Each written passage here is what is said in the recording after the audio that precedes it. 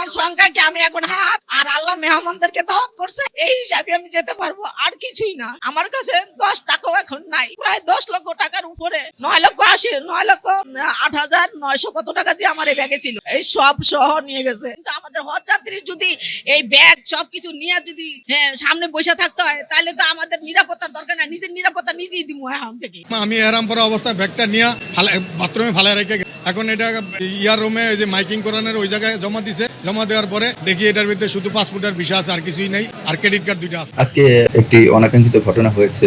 আমরা সেই ঘটনার বিষয়টি গভীরভাবে খতিয়ে দেখছি। ওই হজ যাত্রী তার 1:30টার সময় তার ফ্লাইট রয়েছে। তার ফ্লাইটের বিষয়ে আমরা নিশ্চিত করেছি এবং তার প্রাথমিক পথ খরচের জন্য আমরা তাৎক্ষণিকভাবে 2000 রিয়াল তাকে প্রদান করেছি, যাতে করে পথ খরচে তার কোনো অসুবিধা না হয়। এবং আমরা তাকে আরো আশ্বস্ত করেছি যে এরপরেও যদি তার কোনো আর্থিক অসুবিধা হয়, তাহলে আমাদের মক্কাতে হজ মিশন রয়েছে, সেই হজ মিশনের মাধ্যমে তাকে আমরা সেটা প্রদান করব। এই ঘটনাটা আমরা গভীরভাবে খতিয়ে দেখছি। আপনারা নিশ্চয়ই দেখেছেন যে আমরা সিসিটিভি ফুটেজের মাধ্যমে ইতিমধ্যেই তার আমরা চেহারা কিন্তু আমরা দেখতে পেয়েছি। আমরা সংশ্লিষ্ট আইনশৃঙ্খলা রক্ষাকারী বাহিনী সহ সবাইকে নিয়ে আমরা কিন্তু এই বিষয়ে অত্যন্ত আন্তরিকভাবে চেষ্টা করছি, যাতে এই ঘটনা সুষ্ঠুভাবে উদ্ঘাটন করে অপরাধীদেরকে আইনের আওতায় আনা যায়। হজ যাত্রীর মতো একটা বেশ ধারণ করেই তিনি আসলে এখানে ঢুকেছিলেন, কিন্তু কিভাবে ঢুকেছেন এই বিষয়টাও আমরা খতিয়ে দেখছি। এখানে আইনশৃঙ্খলা রক্ষাকারী বাহিনীর কিন্তু পর্যাপ্ত সমাবেশ এখানে রয়েছে এবং এবারই প্রথমবারের মতো কিন্তু হজ ক্যাম্পে সেনাবাহিনীর সদস্যরাও কিন্তু আইনশৃঙ্খলার সঙ্গে যুক্ত রয়েছে।